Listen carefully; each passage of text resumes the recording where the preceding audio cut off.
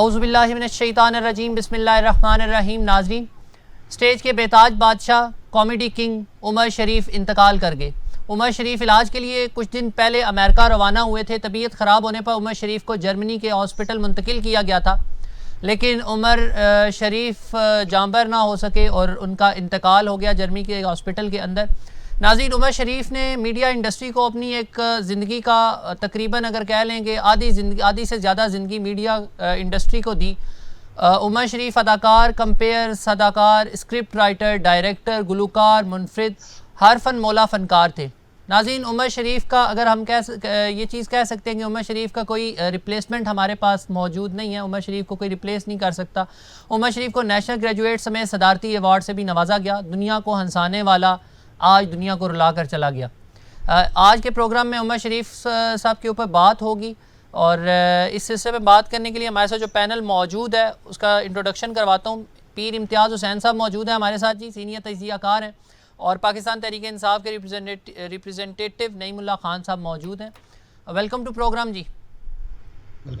Programme के पहले 10 minute हम उमर शरीफ साहब की वफ़ात के ऊपर बात करेंगे। इम्तियाज़ साहब, क्या समझते हैं उमर शरीफ साहब की वफ़ात मीडिया इंडस्ट्री के लिए एक बहुत बड़ा धचका साबित होगा, क्योंकि पाकिस्तान ना सिर्फ पाकिस्तान बल्कि दुनिया में शायकीन जो थे वो उनको पसंद करते थे, और उमर शरीफ का एक मुनफरिद अंदाज़ जो हमेशा लोगों के दिलों के अंदर ज़िंदा रहेगा। बेशक, बिस्मिल्लाहिर्रहमानिर्रहीम। बेशक, क्या कहते हैं कि जब किसी का टाइम अल्लाह ताला ने जो मुकर्रर किया है वो आ जाता है। और आपने देखा कि अमेरिका में जा रहे थे इलाज के लिए, लेकिन रास्ते में जर्मनी रुकना पड़ा चूँकि तबीयत ख़राब हो गई।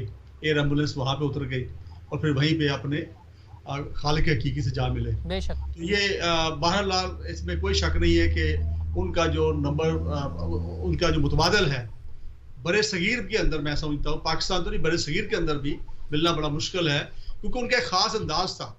आप देखिए कि वो लोगों को हंसाते थे लेकिन खुद नहीं हंसते थे, उनके चेहरे पर स्माइल नहीं होती थी। बड़ा आप कह लें कि सीरियस सा चेहरा उनका होता था, और लेकिन लोगों को ऐसी बात करते थे, इस अंदाज से बात करते थे, अल्फाज के साथ खेलते थे कि लोग जो थे हंसने में मजबूर हो जाते थे। तो पाकिस्तान में नहीं बल्कि इंडिया के अंदर भी आप देखिए कि उनका शोक मनाया जा रहा है। वहाँ के जो फनकार हैं, इम्तियाज़ साहब, यहाँ पे अगर ये कहा जाए कि ये वो वाहिद फनकार थे जो बगैर किसी स्क्रिप्ट के बोलते थे, खुद साख्ता बोलते थे, कोई स्क्रिप्ट रेडी करते ना तो हमने इनको देखा कभी कि कोई स्क्रिप्ट रेडी करके कभी स्टेज के ऊपर गए हों या कुछ। वो कहते थे मुझे ये गॉड गिफ्टेड अता हुआ है कि मैं जब जाता हूँ, जिस भी जगह जाता हूँ, जो मौजू होता है मैं उस मौजू के अंदर ढल जाता हूँ। बिल्कुल सही, फिल बदी बोलते थे। आपने देखा कि पहले सबसे बड़ा हमारा नुकसान हुआ मोइन अख्तर जब इस दुनिया से चले गए, और उसके बाद ये जो ये बहुत बड़ा फनकार जो थे, जो उसी पाए के थे, मैं समझता हूँ मोइन अख्तर के पाए के थे, तो इन्होंने वो स्पेस जो थी वो फिल की हुई थी। लेकिन अब इनके जाने के बाद कॉमेडियन तो हमारे पास हैं, लेकिन आपने देखा कि अमानुल्लाह एक अलग क्लास के फनकार थे, वो भी दुनिया से चले गए। अब हमारे पास इस क्लास का जो कॉमेडियन है, इस क्लास का जो फनकार है, जो डायरेक्टर भी हो, जो एक्टर भी हो, जो कॉमेडियन भी हो, जो राइटर भी हो, वो हमारे पास अवेलेबल है। आप देखिए, ये 14 साल की उम्र में इन्होंने काम शुरू किया था और मोर देन 40 ईयर्स इन्होंने इंडस्ट्री को दिए हैं। तो इस लिहाज से ये बहुत बड़ा इंडस्ट्री को बड़ा लॉस है, और ये जो गैप है मेरा ख्याल है कि ये सालों तक फिल नहीं होगा, और इनकी याद जो है हमेशा रहेगी। हमारी अब ये दुआ है कि अल्लाह ताला इनको अपने जवार रहमत में जगह दे, और इनकी जो मनाजिल है आसान करे, इनके जो लायकीन हैं उनको सब्र जमील अता करे। जी नईम साहब, आपकी तरफ आता हूँ। दुनिया को हंसाने वाला आज रुला कर चला गया। उमर शरीफ वो एक बाब था जो ख़त्म हो चुका है। उमर शरीफ के बारे में आगे इम्तियाज़ साहब ने भी बात की कि उमर शरीफ का कोई नैमुल बदल नहीं है। पाकिस्तान, ना सिर्फ पाकिस्तान बल्कि पूरी दुनिया में, इंडिया के अंदर और इसी तरह बाकी ममालिक के अंदर उमर शरीफ की कॉमेडी को, उमर शरीफ के अंदाज़ को बड़ा पसंद किया जाता था। हुकूमत की तरफ से और वफाकी हुकूमत और सिंध हुकूमत की तरफ से उनको फैसिलिटेट किया गया, एक एयर एम्बुलेंस का इंतज़ाम किया गया। लेकिन बात हक़ की है कि जब जहाँ किसी की मौत का वक्त तयन, बहैसियत मुसलमान हमारा ईमान है कि जो इस दुनिया में आया उसने एक ना एक दिन जाना है। जहाँ जिसका वक्त मुकर्रर था, जहाँ उनका वक्त मुकर्रर था, वहाँ पे वो अपने खालिक हकीकी से जा मिले। तो नईम साहब, आप क्या समझते हैं कि ये बात तो बिल्कुल ठीक है कि उमर शरीफ का तो कोई नैमुल बदल है ही नहीं, पाकिस्तान के पास भी और बाकी दुनिया के पास भी उमर शरीफ का एक अपना अंदाज़ था। बिल्कुल फरूख, ये एक ऐसा नुकसान है जिसका कोई अजाला ही नहीं हो कर सकता। बिल्कुल ऐसा ही है। उमर शरीफ साहब एक लेजेंड, अगर उनको कोई लेजेंड का वर्ड भी शायद छोटा पड़ जाए, एक उनका एक जो फन की, जो आर्ट की दुनिया में जो उनका नाम है और जो उनकी खिदमात है, उनको कोई उनका उसका अजाला नहीं कर सकता, कोई उसका नेमुल बदल नहीं है। तो ये एक हीरा था, ये पाकिस्तान का, पाकिस्तान की मीडिया इंडस्ट्री का, पाकिस्तान की शोबिज़ इंडस्ट्री का, और एक मजाक का, एक लोगों को इस दुख भरे, इस टेंस माहौल में लोगों को एक हंसाने का एक जरिया था, जो खुद भी हो सकता है बहुत सारे मसले मसाइल में उलझा हुआ हो, लेकिन वो उनका काम सिर्फ लोगों को चेहरों पे खुशियां बखेरना था। तो ये एक ऐसा है जिनको कोई रिप्लेस नहीं कर सकता, उनका एक अलग काम। तो उमर शरीफ साहब जो हैं, लेकिन ये अब हम क्या, ये एक ऐसा मामला है कि जो अल्लाह ताला का और इंसान का डायरेक्ट मामला है, इसमें कोई इंसान, इसमें कोई अपना अमल दखल नहीं कर सकता। इसमें सिर्फ जान देना और जान लेना सिर्फ अल्लाह ताला का और इंसान का आपस का मामला है। लेकिन अब हम ये कर सकते हैं कि उनके लिए दुआएं कर सकते हैं, अल्लाह ताला उनके मग़फ़िरत फरमाए, अल्लाह ताला उनके दर्जात जन्नतुल फिरदौस में उनके दर्जात को बुलंद फरमाए और उनके घर वालों को सब्र दें। और हमें उनके लिए हम ज्यादा से ज्यादा दुआएं करें और दुआ करें कि अल्लाह ताला ऐसे लोगों को, जो लोगों के चेहरों पे खुशियां बखेरते हैं, अल्लाह ताला उनकी जिंदगियों में भी आसानियां दे और जब दुनिया से चले जाएं तो उनके लिए भी आखिरत में भी आसानियां पैदा हो। बिल्कुल ऐसा ही है जी। नाज़रीन, उमर शरीफ वो बाप जिसने कह लें कि अपने इंतहाई कम वक्त में शोहरत की उस बुलंदी पर वो पहुँचे और ख़ुद अपनी मेहनत, अपने बलबूते के ऊपर उमर शरीफ ने वो नाम कमाया, पाकिस्तान का वो नाम दुनिया में उजागर किया।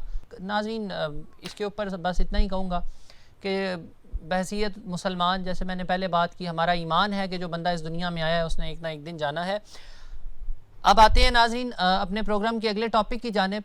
पेट्रोलियम मसनूआत की कीमतों में पिछले महीने 2 दफ़ा इजाफा किया गया। पहले ये होता था कि एक महीने के अंदर एक दफ़ा पेट्रोल की कीमत का इजाफा किया जाता था और उसकी अनाउंसमेंट होती थी 30th या at the end of month, और at the start of month रात 12 बजे के बाद उसकी कीमतों का इतलाक हो जाता था। पाकिस्तान तहरीक इंसाफ की हुकूमत के आने से पेट्रोलियम मसनूआत की कीमतों में महीने में 2-2 दफ़ा इजाफा किया जाने लगा। 2-2 दफ़ा भी इजाफा नाज़रीन इस हद तक किया गया कि तारीख़ में इतना इजाफा, इतने इजाफे की कोई मिसाल ही नहीं मिलती। ये वो प्राइम मिनिस्टर थे, ये मेरे वो कप्तान हैं जो जब कंटेनर के ऊपर खड़े होते थे तो कहते थे कि अगर 1 रुपया पेट्रोल महंगा होता है तो इसका मतलब है आपका हुक्मरान चोर है, आपका वज़ीर आज़म चोर है, आपका लीडर चोर है, जिसको आपने चुना, जिसको आपने वोटें दी, वो चोर है। अब 1 महीने के अंदर तकरीबन 9 रुपये से ज़्यादा का पेट्रोल बढ़ चुका है। नाज़रीन, अवाम बिलबिला उठे हैं। पाकिस्तान तहरीक इंसाफ की हुकूमत के पास क्या ऐसा कोई मवाद मौजूद है कि वो वो अवाम को सेटिस्फाई करेंगे और अवाम को वो किस तरीके से समझाएंगे कि आलमी मंडी में कीमतें बढ़ी हैं। नाज़रीन, यहाँ पर आप लोगों की और अपने पैनल के सामने एक चीज़ रखूँगा कि हमारे वफाकी वुज़रा जब प्रेस कॉन्फ्रेंस करते हैं तो वो एक ऐसे अदाद-ओ-शुमार देते हैं जो गरीब बंदा समझ ही नहीं पाता, या वो ये समझते हैं कि वो एक किताबी बातें कर रहे हैं। फवाद चौधरी साहब और शहबाज गिल साहब माजर के साथ जब टीवी के ऊपर बैठते हैं, प्रेस कॉन्फ्रेंस करते हैं, तो वो बताते हैं कि इंग्लैंड के अंदर पेट्रोल की ये कीमत है, फ़लाने मुल्क के अंदर पेट्रोल की ये कीमत है, पाकिस्तान के अंदर कीमत अभी भी खित्ते में सबसे कम है। मैं थोड़ी तस्हीह करना चाहता हूँ, पाकिस्तान में पेट्रोल फ़ी लीटर जो है इंग्लैंड से सस्ता है जी। यहाँ पर 120 रुपये फ़ी लीटर और वहाँ पर माजर के साथ 100 तकरीबन 120 प्लस। इंग्लैंड की अगर बात की जाए वफाकी वज़रा की प्रेस कॉन्फ्रेंस को देखते हुए, तो वहाँ पर मज़दूर की जो कम अज़ कम उजरत है वो 7 पाउंड है, कम अज़ कम, यानी 1 घंटे की 1770 रुपये हो गई और 8 घंटे की जो उजरत है वो 14,140 रुपये। यानी वहाँ पर अगर एक दिन में 8 घंटे बंदा काम करता है इजाफी आवर्स को छोड़ के, तो 8 घंटों की जो उजरत बनती है वो 14,160 रुपये बनती है। मेरे वफाकी वुज़रा की तस्हीह करना चाहता हूँ कि पाकिस्तान के अंदर जो मज़दूर की औसतन उजरत है वो 15 से 16,000 माहाना बनती है। रोज़ाना की अगर औसत निकाली जाए तो 500 रुपया पर डे की उजरत बनती है। 1 घंटे की 62 रुपये है। इंग्लैंड में 1 घंटा मजदूरी करने के बाद आप कुछ पेट्रोल ले सकते हैं, लेकिन यहाँ आधा लीटर भी पेट्रोल आपको नहीं मिल सकता। ये है कीमत में असल फ़र्क जो हमारे वफाकी वुज़रा बताते तो ठीक है, लेकिन वो मजदूर की उजरत को कंपेयर करते हैं पाकिस्तान इंग्लैंड के मजदूर के साथ, जबकि इंग्लैंड के मजदूर की जो उजरत है नाज़रीन मैंने आपके सामने रखी कि 14,000 से ज़्यादा वहाँ का मजदूर एक दिन में कमाता है। यहाँ पे मजदूर तकरीबन औसतन 500 से 700 रुपया कमाता है। अगर वो उसमें से पेट्रोल ख़रीदना शुरू करेगा तो अशियाए खुर्दोनोश की चीज़ें जो हैं वो उसके लिए ख़रीदना महंगी हो जाएंगी। अशियाए खुर्दोनोश की चीज़ें ख़रीदने के लिए भी अगर वो मार्केट के अंदर जाएगा तो वो ऐसे ज़राए का इस्तेमाल करेगा जिसके अंदर पेट्रोल पड़ता है। अगर वो मोटरसाइकिल के ऊपर जाता है नाज़रीन तो पेट्रोल इस्तेमाल होता है, अगर वो गाड़ी के अंदर जाता है तो पेट्रोल इस्तेमाल होता है, अगर वो कोई राइड लेकर जाता है, कोई गाड़ी टैक्सी बुक करवा कर जाता है तो उसके अंदर भी पेट्रोल इस्तेमाल होता है। इवन देन के पेट्रोल के ऊपर आपकी पूरा ज़िंदगी का दारो मदार ही पेट्रोल के ऊपर है। आपकी हर अशियाए खुर्दोनोश की चीज़ जो है वो पेट्रोल के साथ मुंसलिक है। जूँ पेट्रोल बढ़ेगा तब जब पेट्रोल बढ़ेगा तब नाज़रीन आपकी अशियाए खुर्दोनोश की चीज़ें और बाकी मामलात जो हैं वो महंगे से महंगे तरीन होते जाएंगे। ये वो आवाम थी जिसके लिए पहले ही जीना बड़ा महाल है, आटा बड़ा महंगा है, LNG की और CNG की कीमतों में आपने फिर इजाफा कर दिया। उसके बाद अगर आप देखें तो आपने कोई भी ऐसी चीज़ नहीं छोड़ी जिसके अंदर आपने महंगाई ना की, और फिर आप आवाम को ये कहते हैं कि बेहतरी आएगी और आने वाले दिनों में बेहतरी होगी। अब आवाम कैसे क्या समझते हैं कि बेहतरी कैसे आएगी। चलता हूँ एक छोटे से ब्रेक की जानिब। जब ब्रेक से वापस आऊँगा तो इम्तियाज़ साहब आपसे जानूँगा कि बेहतरी कब और कैसे आएगी। जी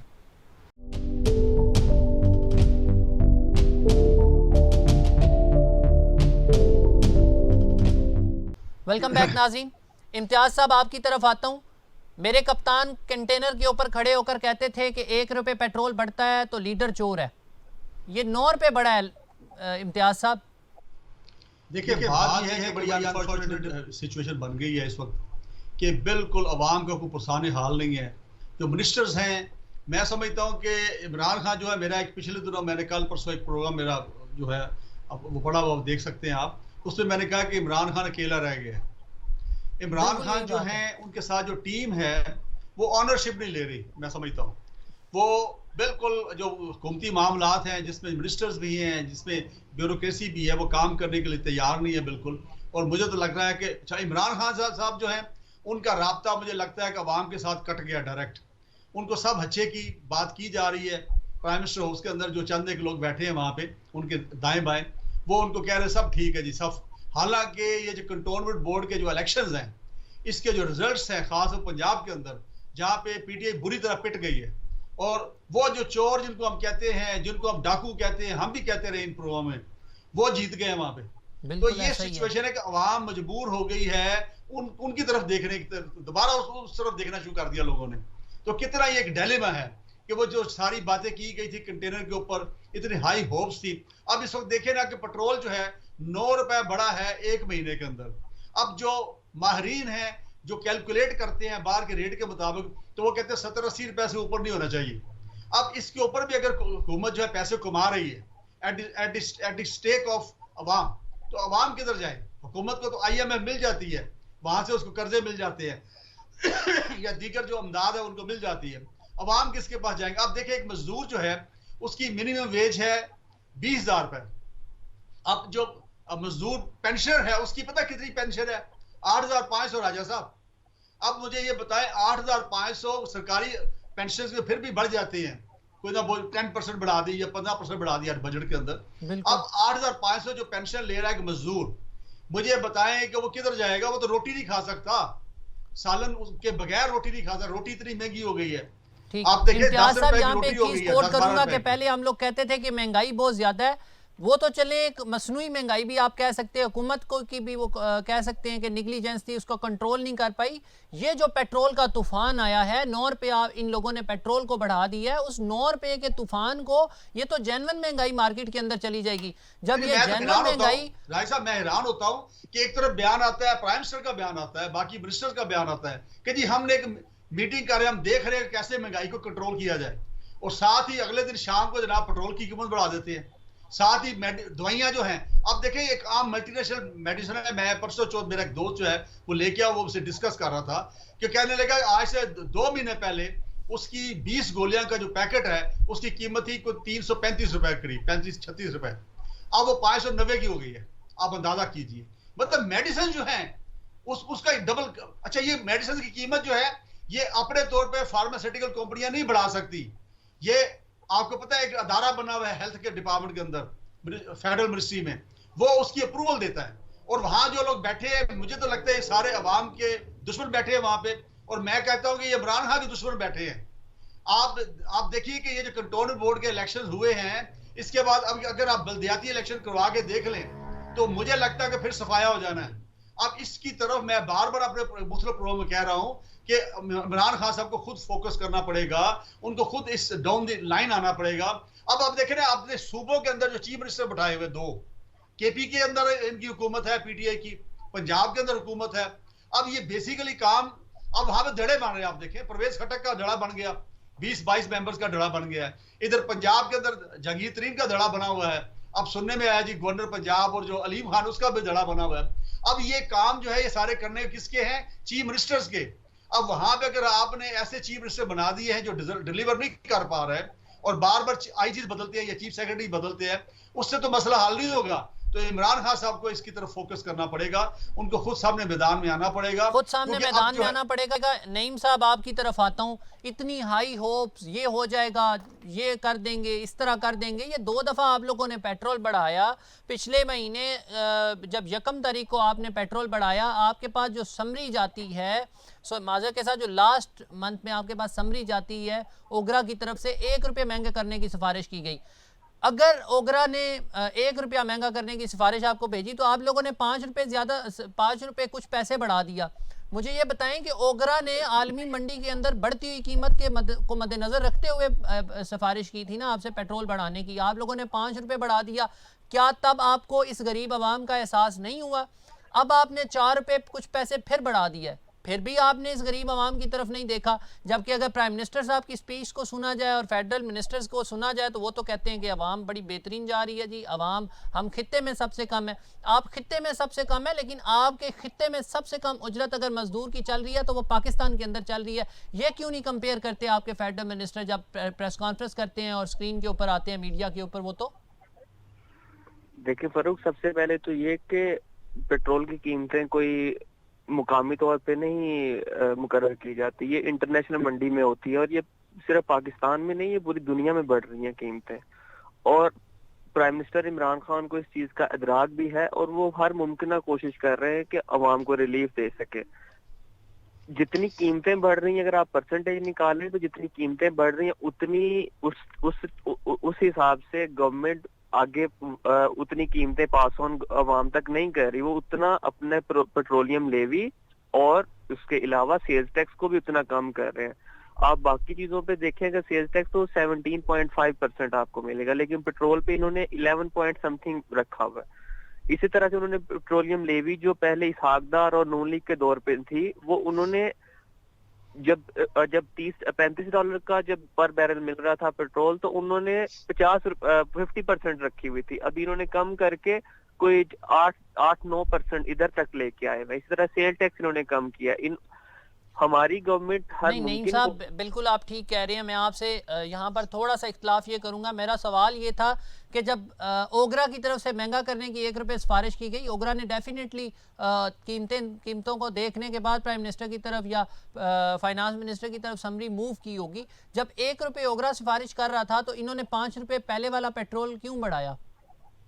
मुझे इस बात का नहीं पता कि ओगरा ने कितनी समरी दी, लेकिन हमेशा होता यही है कि ओगरा जितनी भेजता रहे। अब सपोज अगर एक दफा उन्होंने कर दिया, मुझे वैसे इस चीज का भी अंदाजा नहीं है, लेकिन अगर कर दिया तो बाकी जो हर दफा ओगरा सपोज 10 रुपए की रिक्वेजिशन भेजता है कि इतनी बढ़ाई जाए, और जो प्राइम मिनिस्टर साहब हैं वो 2 रुपए या 3 रुपए बढ़ाते हैं, या बाज़ औक़ात वो नहीं भी बढ़ाते, वो इवन वो 5 रुपए कहते हैं 5 रुपए बढ़ा दो, प्राइम मिनिस्टर साहब कहते हैं कि हम रिफ्यूज करते हैं इसको। तो आप उसको भी तो मेंशन करें। और दूसरे नंबर पे मुझे अभी इस चीज का, इस मामले का नहीं अंदाजा कि वाकई ऐसा एक्चुअली भी ऐसा केस हुआ है कि ओगरा ने बिल्कुल हुआ है। मैं आपकी करेक्शन के लिए आपके साथ प्रोग्राम के इख्तिताम पर चीज़ें भी शेयर कर दूंगा। दूसरा मुझे ये बताएं कि आपके प्राइम मिनिस्टर साहब कहते थे कंटेनर के ऊपर खड़े होके, मेरे कप्तान कहते थे, ये वही कप्तान है जो कंटेनर के ऊपर बात करते थे तो आवाम समझती थी कि इनसे ज़्यादा दर्द रखने वाला लीडर ही नहीं है, और हम भी यही समझते थे कि इमरान खान साहब आवाम का वाकई दर्द रखते हैं। मुझे सिर्फ ये जानना है और इस आवाम को ये जानना है कि ये पेट्रोलियम मसनूआत की कीमतें आपके मुल्क के अंदर पहले ही बड़ी महंगाई थी, 9 रुपये महंगाई बढ़ने से, 9 रुपये पेट्रोल बढ़ने से ये तो महंगाई का एक तूफान आ जाएगा। इसको कैसे कंट्रोल करेंगे आप लोग? महंगाई का तूफान फरूख पूरी दुनिया में आया हुआ है इस वक्त। पूरी दुनिया पोस्ट कोविड जो चल रहे हैं मामला, सप्लाई और डिमांड में डिस्टरबेंस आई हुई है, पूरी दुनिया में इस वक्त मसला बना हुआ है। ये सिर्फ पाकिस्तान का मसला नहीं है, ये एक इंटरनेशनल वेव है। और ये सिर्फ पाकिस्तान में महंगाई नहीं, अगर आप नंबर्स भी निकालें तो आपको अपने हमसाया मुल्कों के निस्बत आपको कम महंगाई मिलेगी, जबकि आप जो बाकी जो ममालिक हैं वहां पे महंगाई ज्यादा है। लेकिन ये मसला अभी मैं ये आजकल सोशल मीडिया पे एक जुल्फकार अली भुट्टो का क्लिप बहुत वायरल चल रहा है। वो कह रहे हैं कि जो पेट्रोल की भी आप बात कर रहे थे और बाकी वो कह रहे हैं कि भाई महंगाई हमारे बस की बात नहीं है, ये जो पेट्रोल भी बढ़ाते हैं ये इंटरनेशनल मंडी में बढ़ता है और ये अरब बढ़ाते हैं। और कुछ चीजें होती हैं जब आप इंटरनेशनली डिस्टरबेंस होती है, जैसे कोविड की वजह से डिस्टरबेंस हुई, एक मुल्क में हुई, दूसरे में हुई, तीसरे में बढ़ता बढ़ता दुनिया में फैला, तो आपके मुल्क में भी आया। इस तरह से महंगाई और कुछ चीजें ऐसी होती है जैसे कभी बूम चल रहा होता है बिजनेसेस का वर्ल्ड वाइड और कभी रिसेशन चल रहा होता है, कभी बिजनेस ऊपर चल रहे होते हैं कभी नीचे। तो इस तरह से जब वर्ल्ड इकोनॉमी जब मुतासिर होती है किसी चीज से, चाहे वो नेगेटिवली मुतासिर हो या पॉजिटिवली, तो उसका असर आपके मुल्क पे होता ही होता है। ठीक है, उसका आपके मुल्क पर असर होता है। इम्तियाज साहब आपकी तरफ आता हूँ। इम्तियाज साहब आपकी तरफ आता हूँ, मुझे बता दें कि पाकिस्तान में तो फिर भी कहते हैं महंगाई कम है, पाकिस्तान तहरीक इंसाफ कह रही है। Very good. अच्छा देखिए, मुझे ये बताएं कि चले पेट्रोल तो जब बाहर से आता है, ठीक है, मुझे बताएं टमाटर बाहर से आ रहा है जो इतना महंगा हो गया, चीनी बाहर से आती है जो इतनी महंगी हो गई है, आटा बाहर से आता है जो इतना महंगा हो गया, गोश्त बाहर से आता है जो इतना महंगा हो गया, आलू बाहर से आते हैं जो इतने महंगे हो गए हैं, दालें बाहर से आती है जो इतने महंगी हो गई हैं। ये तो कोई जस्टिफिकेशन नहीं है मेरा ख्याल। ये देखो ना, बात ये है कि जो एक चीज बाहर से मंगवा रहे हैं आप, पेट्रोल मंगवा रहे हैं, उसके ऊपर गवर्नमेंट को कमाई नहीं करनी चाहिए, उस पर टैक्स होना ही नहीं चाहिए, मैं समझता हूँ। वो तो आपको जब देख रहे हैं सिचुएशन पाकिस्तान के अंदर क्या है, अब आप देख रहे हैं ये जो 9 रुपए इसका रेट बढ़ा है पेट्रोल का, अब इसके ऊपर जितनी लॉजिस्टिक है, जितने ट्रक इस्तेमाल होंगे, गाड़ियां इस्तेमाल होगी, लोडिंग अनलोडिंग होगी, वो सारी चीजों के ऊपर इसका इम्पैक्ट आएगा। वो सारी चीजें आएगा। आपकी गरीब आवाम जो डेली बेसिस पे लोकल ट्रांसपोर्ट के अंदर सफ़र करती है, वो तो आगे ही बेचारे किरायों से बड़े तंग थे, अब तो किराए एकदम आसमान पर पहुंच जाएंगे। बिल्कुल, ये तो बहुत बुरा हाल है। मैं समझता हूं कि इसको देखना चाहिए बड़ी सीरियसली। मैं पीटीआई का खैर खा हूं, मैं इमरान खान का खैर खा हूं, लेकिन इस पे सीरियसली सोचें, अदरवाइज मैं आपको बता दूं कि सिचुएशन बड़ी खराब हो जानी, अवाम बड़े पिस रहे हैं, अवाम के बड़े बुरे हालात हैं। आप जाके देखें ना वो वादियों में जो मिडिल क्लास या लोअर मिडिल क्लास जो लोग रह रहे हैं, वो बेचारे किस तरह जी रहे हैं। अब आपके बिजली के बिल देख ले कितने बढ़ रहे हैं, गैस के रेट देख ले कहां पहुंच रहे हैं। मुझे कुछ समझ नहीं आता कि बिल्कुल एक तरफ से बयान दिया जाता है जी महंगाई को कंट्रोल करने के लिए इकदाम करें, कोशिश करें, वो कहां कर रहे हैं, किधर नजर नहीं आ रहा। तो बताएं कौन सी प्रोडक्ट्स है, कौन सी चीज है। नईम साहब कोई बात करना चाह रहे हैं, नईम साहब की तरफ जाता हूं। इम्तियाज साहब, नईम साहब कुछ आपकी बात का रिस्पॉन्ड करना चाह रहे हैं। जी नईम साहब। कभी भी आपको वन साइडेड एनालिसिस नहीं देना चाहिए। अगर महंगाई बढ़ी है, मैं इस चीज से डिनाई नहीं करता, हमारी गवर्नमेंट को बड़े अच्छे से इदराक है और मुझे भी पता है कि महंगाई बहुत ज्यादा, मैं ये नहीं कह रहा महंगाई नहीं है, मैं सिर्फ इतना कह रहा हूँ कि जो पॉजिटिव, अगर महंगाई बढ़ी है तो लोगों की आमदनी में भी इजाफा हुआ है। आप इस बात को भी माने, अगर कोई काश्तकार है, अगर किसान है, सपोज अगर वो बेच रहा था गंदम अपनी बेच रहा था वो 1350 रुपए की फी मन, हमारी गवर्नमेंट ने आके उसकी कीमतें बढ़ाई हैं, वो 1800 रुपए फी मन अभी बेच रहे हैं। और नईम साहब साथ खाद की, यूरिया की, वो बीज की प्राइसेस भी तो बढ़ गई है ना। देखें हम बात ये है कि ये जो मजदूर का मैंने जिक्र किया जिसकी पेंशन है 8500, अब मुझे बताएं कि वो बेचारा कहाँ रहे, जो कि सारी उम्र जिसने 60 साल तक उसने जॉब किया, अच्छा फिर उसके बाद आप कह लें कि मिनिमम वेज जो है 20,000 रुपए है, 20,000 रुपए बजट बना के दिखाएं जरा, जिसमें मकान का किराया भी उसने देना है, जिसमें उसने बच्चों की फीस भी देनी है, जिसमें उसने बिजली का बिल भी देना है, उसने गैस का बिल भी देना है। तो मतलब ये चीजें देखने वाली है। मतलब ठीक है, पार्टी को आप सपोर्ट करेंगे, आपका बनता है। जब 16,000 या 15,000, आप मुझसे एज में हो सकता है बड़े, आपने ज्यादा दुनिया दिया, आप मुझे ये बताएं जब 15,000 या 16,000 मिनिमम वेज थी, तब किचन का बजट बनता था या घर का बजट बनता था या हाफ थी उस वक्त इससे क्या था? कीमतें हाफ थी। इम्तियाज साहब कह रहे हैं जब 16-15 हजार सैलरी थी, मंथली उजरत थी, तब कीमतें कम थी। तो यहाँ पर छोटा सा ब्रेक लेता हूँ जी, प्रोड्यूसर साहब की तरफ ब्रेक की तरफ जाने का कहा जा रहा है। ब्रेक से वापस आएंगे तो इसी डिबेट को यहाँ से ही कंटिन्यू करेंगे जी।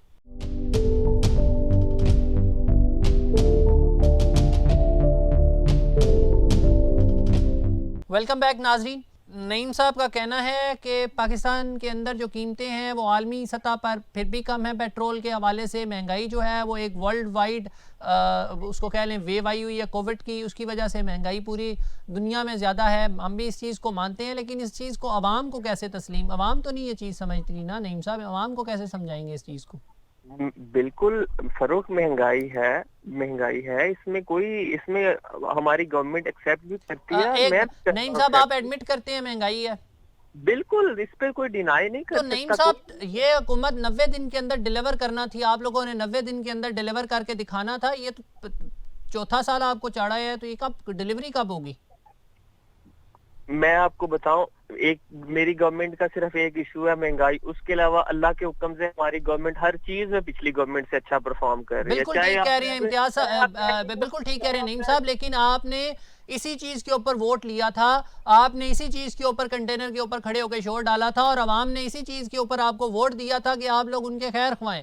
महंगाई जब आपसे कंट्रोल नहीं होगी, आपका अगला साल या उससे अगला साल इलेक्शन का साल है, 3 साल गवर्नमेंट को मुकम्मल हो चुके हैं, अवाम तो ये नहीं समझेगी ना, अवाम तो ये समझेगी कि आपके दावे वादे जो थे वो फेक थे। बिल्कुल, ये एक फिक्र वाली बात है, लेकिन हमारी अवाम अभी बहुत बाशऊर अवाम है, उन्हें पता है जो बाकी सेक्टर्स में इम्प्रूवमेंट आई है, हमारा रेवेन्यू ऊपर गया है, हमारे रिजर्व्स बढ़े हैं, हमारी एक्सपोर्ट्स बढ़ी हैं, आम बंदे की इनकम में इजाफा हुआ है, गवर्नेंस में बेहतरी आई है, हम डेवलपमेंट बाकी गवर्नमेंट्स की निस्बत ज्यादा कर रहे हैं, हम रोड ज्यादा बना रहे हैं, हम डैम्स बना रहे हैं। अब अवाम बहुत बाशऊर हो चुकी है।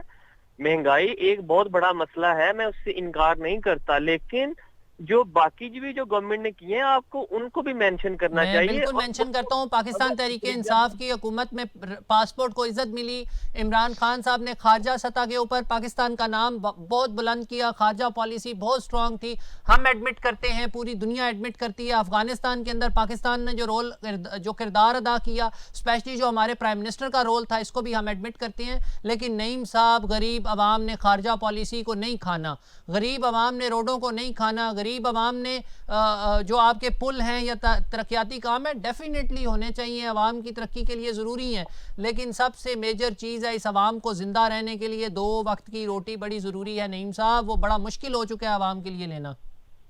फरूख, अवाम के लिए महंगाई एक बड़ा इशू है, आम आदमी के लिए बड़ा इशू है, इसका हमें बड़े अच्छे से इदराक है और हम इसके लिए एफर्ट्स भी कर रहे हैं। हम टारगेटेड सब्सिडी दे रहे हैं। हमारे जो फाइनेंस मिनिस्टर हैं उन्होंने अनाउंस किया है कि हम चीनी सस्ती कर रहे हैं, हम आटा सस्ता कर रहे हैं, हम कुकिंग ऑयल सस्ता कर रहे हैं, लेकिन कुछ चीजें हैं जो आपको, जैसे कुकिंग ऑयल है, एडिबल ऑयल हम मंगवाते हैं, इंपोर्ट करते हैं सारे, उनकी कीमतें आलमी मंडियों में तय होती हैं, जब बाहर से मंगवाते इधर पहुंचने तक ही यहाँ पे कीमतें बढ़ जाती हैं और अनफॉर्चुनेटली हम उतनी चीजें अभी पैदा नहीं कर पा रहे, इतनी चीजें प्रोड्यूस नहीं कर पा रहे कि हम उन कीमतों को खुद से इधर रह के कंट्रोल कर सकें। ठीक है, खुद से रह के कंट्रोल करें। इम्तियाज साहब आपकी तरफ आता हूँ, गरीब आवाम को कैसे दिलासा देगी जी गवर्नमेंट, क्या समझाएगी, क्या बताएगी? आवाम का तो मुझे सूरत हाल नजर नहीं आ रही कि 2023 में ये कोई जस्टिफाई कर पाएंगे आवाम को। मैं आपको ये बताना चाह रहा हूं कि आपकी बात ये दूसरे का जो चीज बाहर से आएगी उसके ऊपर तो कीमतों का इफेक्ट होगा,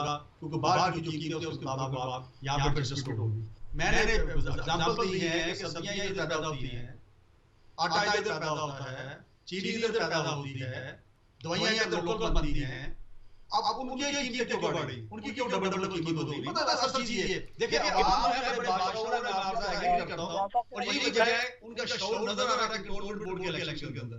आप देखिए बड़ा डिलेमा होगा कि वो जो जिनको हम सारे मिलके के चोर कहते रहे, जिनको करप्ट कहते रहे, अब आवाम उन्हीं को दोबारा वोट देंगे और जैसा दिया गया गवर्नमेंट बोर्ड के अंदर। आपको पता है गवर्नमेंट बोर्ड के अंदर ज्यादातर जो पढ़े लिखे लोग रहते हैं, जिसके अंदर डीएच हैं, डिफेंस के हाउसिंग अथॉरिटी वहां पे हैं, ज्यादा पढ़ा लिखा बंदा आप कह लें मेजॉरिटी है वो कंटोनमेंट बोर्ड के अंदर है, बिल्कुल ऐसा ही रहता है। अब उनका जो रिजल्ट है, ये रिजल्ट है, ये एक आप कह लें कि आपके लिए बिल्कुल इसको लेना चाहिए, मैटर कंसर्न होना चाहिए। और अवाम जो है, मैं अभी भी कहता हूं कि इमरान खान साहब जो हैं, उनकी जो अपनी फाइनेंशियल इंटेग्रिटी उस पर कोई डाउट नहीं है, लेकिन क्वेश्चन ये है कि असल में अवाम के जो मसाइल जब हल नहीं करेंगे, अवाम की रीच से हर चीज निकल जाएगी, तो क्या बनेगा? आइंदा जो 2023 में जो इलेक्शन होंगे उसमें क्या परफॉर्मेंस लेके जाएंगे? क्योंकि खारजा पॉलिसी है, आई एग्री दैट। कश्मीर का मसला उठाया गया काफी इफेक्टिवली, मैं उससे भी एग्री करता हूं। जैसे कि फरहद भाई ने जिक्र किया इसका अफगानिस्तान के मामले का, तो मैं उसको भी सपोर्ट करता हूं। लेकिन क्वेश्चन ये है कि सबसे पहले देखिए घर में चूल्हा तो जलेगा ना, चूल्हा जलेगा तो अच्छी गाड़ी अच्छी लगेगी, अच्छा मकान अच्छा लगेगा। पहले चूल्हा चाहिए, पहले घर में खाना चाहिए, पहले दो रोटियां तो मिले ना। अब रोटी जो है या नान जो है, ये आम आवाम जो थे बेचारे, जो मजदूर क्लास थी, वो प्याज रख के रोटी खा लेते थे, वो मिर्चें रख के रोटी खा लेते थे। लेकिन अब रोटी जो है वो 12-14 रुपए की हो गई है एक रोटी, और नान जो 15 रुपए से ऊपर हो गया है। अब मुझे बताएं कि ये जाहिर बात है कि इसका इफेक्ट जो है आने वाले इलेक्शन में आएगा, और वो जो लोग जो है उनका ट्रस्ट खत्म हो गया ना। अब आइंदा जो भी बात आगे करेगा ना, तो लोग उसके पीछे नहीं जाएंगे। फिर क्या होगा? बड़ा अनफॉर्चुनेट होगा कि वही सियासत दोबारा इख्तियार में आ जाएंगे और वही सिलसिला चलेगा। ये बड़ा दुख की बात है हमारे लिए। अच्छा, प्रोग्राम अब बात करेंगे इम्तियाज साहब, महंगाई का तो मसला एक ऐसा मसला है, हर वक्त ही हम लोग बात करते हैं उसके ऊपर। थोड़ा सा आएंगे अफगान तालिबान मसालती किरदार। जी नहीं साहब बताइएगा। इम्तियाज साहब कह रहे थे कि टमाटर इंपोर्ट नहीं होते, टमाटर इंपोर्ट हो रहे हैं। ये कहते थे गंदम इंपोर्ट नहीं, हमने गंदम इंपोर्ट करना पड़ी। ये कह रहे हैं मेडिसिन इंपोर्ट नहीं होती, हमें मेडिसिन भी इंपोर्ट करनी पड़ती है। और उसके बाद जो बात आ गई, ये कह रहे हैं कंटोनमेंट बोर्ड की, वो कंटोनमेंट बोर्ड बल्दियाती लोकल बॉडी इलेक्शंस होते हैं, और कंटोनमेंट बोर्ड या लोकल बॉडी इलेक्शन जो होते हैं उनकी डायनामिक्स बहुत मुख्तलिफ होती हैं जनरल इलेक्शन की निस्बत। वहाँ पे जाती ताल्लुकात, रिश्तेदारियों, बरादरियों का वोट होता है। जो कंटोनमेंट बोर्ड जो बल्दियाती इलेक्शंस होते हैं उनका जनरल इलेक्शंस की साइंस बहुत मुख्तलिफ है, जो बल्दियाती इलेक्शंस है उनकी साइंस बहुत मुख्तलिफ है। इसलिए हम ये कोई पैरामीटर नहीं सेट कर सकते कि इससे गवर्नमेंट कोई अनपॉपुलर हो गई है। और दूसरे नंबर पे हशर हमारा कोई नहीं हुआ, हमारी ओवरऑल सीट्स अभी भी पूरी अपोजिशन से ज्यादा है। अगर हमें कहीं हम अगर पेशावर में हमें शिकस्त हुई है तो हमारा गुजरांवाला में कोई MP या MNA नहीं है, हमें वहां से सारा गुजरांवाला कंटोनमेंट बोर्ड जो है वो वहाँ पे इलेक्शन जीते भी हैं। और लाहौर में हम हारे हैं, लाहौर में पहले भी हमारी सीट्स कम है। जो मेन आपका कैपिटल सिटी है, कैपिटल के साथ है, अब वहां से आ गए हैं, आप लाहौर से आ गए हैं। आप कहते हैं जी वहां पे बरादरी होती है, टोटल कहां बरादरी होती है? ये तो आप डीजे बने नहीं, ये बात वहां पे कौन सी बरादरी होती है?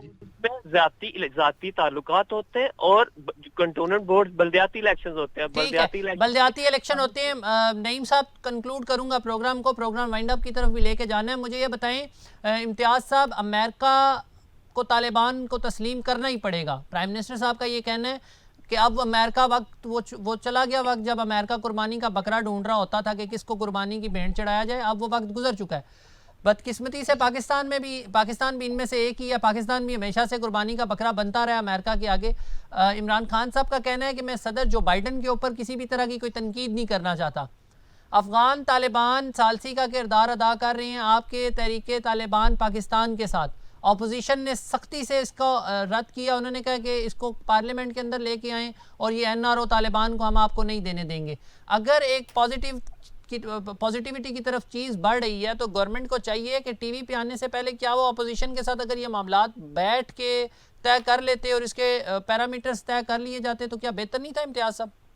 नहीं, मैं नहीं समझता। उसकी वजह पता क्या है कि ये कुछ पॉलिसी ऐसी जो गवर्नमेंट खुद ही कर रही होती है, उनको जरूर शेयर किया जाता है पार्लियामेंट में, जरूर उनको इकबाल लिया जाता है। लेकिन अभी भी तो देखें ना, मुज़ाकरात की बात की इमरान खान साहब ने कि अभी मुज़ाकरात चल रहे हैं। अब वो मुज़ाकरात किस तरफ जाते हैं, कामयाब होते हैं नहीं होते, क्या होता है उसके अंदर, अभी कुछ कह नहीं सकते। इससे पहले तो क्यों नहीं चाहती पाकिस्तान के अंदर भी उसी तरीके से अमन हो जिस तरीके से अफगानिस्तान के अंदर अमन हुआ है? ये प्रेस कॉन्फ्रेंस करना और टीवी के ऊपर आके आप ऐसे बयान देना कि आवाम को किसी चीज का हल जो है ना वो बंदूक से नहीं होता। अल्टीमेटली जो अगर अमन कायम करना है ना, उसमें अगर देखो दोनों तरफ से नुकसान हो रहा है, पाकिस्तान के लोगों का नुकसान होता है, अब अपने टीटीपी के लोगों का नुकसान होता है। अगर उनके अंदर सेंस प्रिवेल करने लगी है तो ऐसी सूरत में अगर वो चाहते हैं और तायब होना चाहते हैं तो अब in the longer interest of nation मैं समझता हूं कि बेहतर ये होता है कि सियासी हल निकाला जाता है। आप देखिए इवन अमेरिका जैसी सुपर पावर जो है वो अफगानिस्तान छोड़ के चली गई ना, हालांकि तालिबान के खिलाफ लड़ने के लिए आए थे 20 साल पहले और तालिबान के हवाले करके चले गए। तो क्या रिजल्ट निकला? तो पाकिस्तान जो है ये मेरा ख्याल है कि टीटीपी के साथ मुज़ाकरात कर रहे हैं, इसको मैं सपोर्ट करता हूं, लेकिन अभी इसकी बात करनी नहीं चाहिए इमरान खान साहब को, और अभी इसको चलने देते जब कोई उसका रुख बनता तो फिर ऑटोमेटिकली चीजें बाहर आती और उसके बाद ठीक है पार्लियामेंट को इस्तेमाल में ले लेते। अदरवाइज अपोजिशन तो हमेशा आपको पता है उसको अपोज ही करना होता है ना। जी ठीक है, नईम साहब आपकी तरफ आता हूं जी। देखें फारूक भाई, असल में ये मगरिब की जो नंबरियां हैं वो इस वक्त ताकत में है, वो उनके लिए अपने असूल अलग हैं और बाकी जो दुनिया उनके लिए असूल अलग है। वो यहाँ पे तरले मिन्नतें करके जाते हैं कि हमारे मुज़ाकरात करवाए जाएं, और मुज़ाकरात भी किए और उन्होंने अपनी इंसल्ट भी की और शिकस्त खा के तो अभी अफगानिस्तान से निकल के तो वापस चले गए। तो अगर पाकिस्तान मुज़ाकरात की बात कर रहा है अपने मुल्क में अमन के लिए, तो ये हमारे इंटरेस्ट में, हमें अपना इंटरेस्ट देखना चाहिए और हम अपना इंटरेस्ट देखेंगे कि हमें ऑपोजिशन के साथ इस सिलसिले में बात करेंगे आप लोग बैठ के। अब ऑपोजिशन को मुतमईन करना भी बड़ा ज़रूरी है ना। पाकिस्तान में ऑपोजिशन आपके सामने है, 2 दिन हो गए वो जनाब प्रेस कॉन्फ्रेंसेस के अंदर और उनके जो बयानात आ रहे हैं उनको भी कंट्रोल करना ज़रूरी है ना जी। इस पाकिस्तान की कौमी सलामती और पाकिस्तान में अमन का मसला जो है ये सिर्फ गवर्नमेंट का मसला नहीं, ये पूरी अपोजिशन, ये पूरे पाकिस्तान, ये 22 करोड़ अवाम का मसला। इसमें किसी को भी ऐसे नहीं करना चाहिए कि हमें अब कोई सोलो फ्लाइट ले, हम सबको मिलके बैठना चाहिए पाकिस्तान के लिए, पाकिस्तान में अमन के लिए। और एक जो 20 साल जो जंग चल रही है और एक पाकिस्तान, इस पाकिस्तान ने भी इक्वली सफर किया है, जितना अफगानिस्तान ने सफर किया इस तरह से पाकिस्तान ने किया। पाकिस्तान 20 साल पीछे भी चला गया, $120 अरब का नुकसान किया, 80,000 से ज्यादा लोगों की शहादतें हुई, इतने मासूम और लोग और छोटे छोटे मासूम बच्चे हमारे शहीद हुए, हमारी औरतें शहीद हुई, हमारे हॉस्पिटल्स, हमारे स्कूलों, हमारी एजेंसीज, लॉ इन्फोर्समेंट एजेंसीज के हेडक्वार्टर्स पे हमले हुए, इन्होंने निशाना बनाया। वाला वाकया हुआ, बिल्कुल ऐसा ही है। पाकिस्तान ने बड़ी कुर्बानियां दी हैं, हमारी अफवाज पाकिस्तान की बड़ी कुर्बानियां हैं। और नईम साहब मुझे ये बताएं कि पार्लियामेंट का जॉइंट सेशन बुलवाने की आपको कह रही है, पार्लियामेंट के अंदर बुलवाएं आप लोग, अपोजिशन कह रही है जी पार्लियामेंट का इजलास रखें, हमें बुलवाएं और वहाँ पे आके प्राइम मिनिस्टर हमें मुतमईन करें। तो आपको समझते हैं करना चाहिए, पार्लियामेंट का सेशन बुलवाना चाहिए, अपोजिशन वहाँ पे जाके बात करे और वो बताए। बज़ाहिर तो कोई ऐसी सूरत-ए-हाल नज़र नहीं आती कि अपोजिशन को कोई इसमें गिला शिकवा होना चाहिए, लेकिन अगर उनको है तो उसको दूर कर ले। अगर हुकूमत तो बेहतर नहीं है कि एक पेज पे होकर अगर बात की जाए तो हर चीज आप पार्लियामेंट में डिस्कस नहीं कर सकते, दुनिया में कहीं भी नहीं होता। जो आपकी जो सीक्रेट चीजें होती हैं वो सीक्रेट ही होती हैं, वो चाहे गवर्नमेंट चेंज भी हो जाए तो वो हमेशा के लिए लेकिन अब सीक्रेट नहीं रहा ना, आपके प्राइम मिनिस्टर ने इसको एक्सपोज कर दिया, अब तो सारी दुनिया को ये मसला पता चल चुका है। प्राइम मिनिस्टर ने सिर्फ इतना बताया है कि हमारे मुज़ाकरात चल रहे हैं, इसके अलावा उन्होंने कुछ नहीं बताया। उन्होंने कहा अगर हथियार फेंक देते हैं तो आम माफी का ऐलान किया जाएगा, आम शहरी की तरह वो रह सकते हैं। वही ना, उन्होंने कहा है कि हम माफ कर देंगे, बस ये बताया। उसके अलावा अभी जब जैसे दो ही चीजें उसमें नईम साहब, 2 ही बड़ी चीजें थी उसमें कि प्राइम मिनिस्टर ने वो मीडिया के ऊपर आके बता दिया ना। अभी ये चीजें जब मैच्योरिटी की तरफ जाएंगी तो अगर जरूरत पड़ी अपोजिशन की या ज्वाइंट सेशन की तो बुलाना चाहिए, इसमें कोई हर्ज नहीं है। अपोजिशन वालों का भी उतना ही मुल्क है जितना गवर्नमेंट वालों का है, इसमें कोई हर्ज नहीं है। इम्तियाज साहब, अपोजिशन को ज्वाइंट सेशन बुलवाना चाहिए? देखिए क्वेश्चन ये है कि जब मामला जो है थोड़ा मैच्योर हो जाए, क्योंकि अभी देखेगा अभी तो इनिशियल स्टेज है, पता नहीं किस स्टेज पे है और वो कहां तक जाते हैं। मुझे लग रहा है कि अब चुके ज़ाहिर बात है कि जो टीटीपी है उनके लिए जो सेफ हेवन थे वो अफगानिस्तान होता था, पहले आपको पता है, बिल्कुल वहां से चालू करके इधर से चालू करके वहां भाग जाते थे। अब आज के तालिबान की हुकूमत आ गई और पाकिस्तान का बड़ा सख्त मौक़िफ़ है इसके ऊपर कि भाई अफगानिस्तान की जो सरजमीन है वो पाकिस्तान के खिलाफ इस्तेमाल नहीं होनी चाहिए। फिर फेंसिंग भी लगा दी गई है। अब टीटीपी जो है उसकी मजबूरी बन गई है, ज़ाहिर बात है वो कहाँ पे जाएंगे, कहाँ बना लेंगे, क्योंकि अगर तालिबान को बना देते हैं तो ज़ाहिर बात है पाकिस्तान के तल्लुकात खराब हो जाएंगे। तो पाकिस्तान के साथ अच्छे तल्लुकात की तालिबान को बड़ी जरूरत होगी। तो इसलिए जो मेरा ख्याल है बातचीत चल रही है, अभी ये इनिशियल स्टेज पे है, लेकिन जब ये कोई राय हो जाता है, बात मैच्योर होती है, तो यस पार्लियामेंट को एतमाद में लेना चाहिए। बिल्कुल जी, पार्लियामेंट को एतमाद में लेना चाहिए। प्रोग्राम वहाँ पे बात करनी चाहिए। देखें वहाँ पे इलेक्टेड लोग आए हैं, जैसे पीटीआई इलेक्टेड है, इस तरह वो लोग इलेक्टेड आए हैं, तो उनको एतमाद में लेने हर्ज कोई नहीं है, इसमें कोई शान नहीं घट जाती मेरा। ठीक है, शान नहीं घटती, एतमाद में लेने की ज़रूरत नहीं है। नाज़रीन, पाकिस्तान की सलामती सबसे अहम है। कोई अपोजिशन, कोई हुकूमत, कोई कुछ भी नहीं। हुकूमत बड़े का किरदार अदा करती है, हुकूमत इक़्तिदार में है, हुकूमत के पास सारे वसाइल मौजूद हैं। अपोजिशन को चाहिए कि हुकूमत के साथ मिलकर बैठे। ये बातें जो मीडिया के ऊपर आकर की जाती हैं, ये अगर हुकूमत के साथ बैठकर टेबल टॉक के ऊपर हल की जाएँ तो ज़्यादा बेहतर असरात निकलेंगे, बजाय इसके कि आप आवाम के सामने ये जाकर बातें रखें। हर चीज़ मीडिया के ऊपर डिस्कस करने वाली नहीं होती। अपोजिशन से दरख्वास्त है, क्योंकि मामलात हुकूमत ने चलाने हैं। 2 साल इमरान खान साहब प्राइम मिनिस्टर हैं, और ज़ाहिरी बात है जो प्राइम मिनिस्टर होता है वो बड़े का दर्जा रखता है, सुपरवाइज़र का दर्जा रखता है, और सब कुछ उसकी कमांड एंड कंट्रोल उसके हाथ में है, करना उसी ने है। तो आप अगर उसके साथ मिलकर बैठेंगे, आप हुकूमत के साथ डायलॉग करेंगे, निगोसिएशन करेंगे, तो कोई बेहतर रास्ता निकलेगा। हर वो काम जिससे पाकिस्तान के अंदर अमन आए, अवाम भी उसको सपोर्ट करेगी, और बहसीयत पाकिस्तानी मैं भी उसको सपोर्ट करूँगा।